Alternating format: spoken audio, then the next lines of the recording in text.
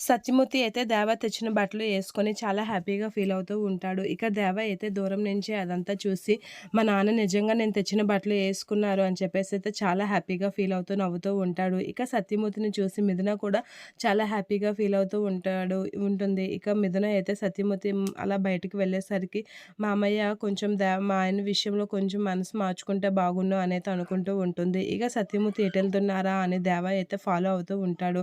ఇక సత్యమూర్తి హ్యాపీగా నవ్వుకుంటూ బయటకి వెళ్ళేసరికి దేవయ్య అయితే అక్కడ అటుగా చూస్తూ ఉంటాడు.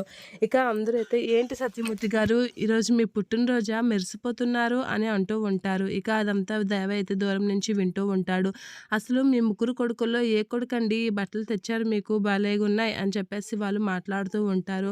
"మీ ముగ్గురు కొడుకులు ఉన్నా సరే మీరు ఈ రోజుకి అలా చాలా కొత్తగా కనిపిస్తున్నారు" అని అనేసరికి నా నా చిన్న కొడుకు దేవా తెచ్చాడు ఈ బట్టలు అని చెప్పేసి అయితే అంటూ ఉంటాడు. ఆ మాటలకి చాలా హ్యాపీగా ఫీల్ అవుతూ ఉంటాడు దేవ.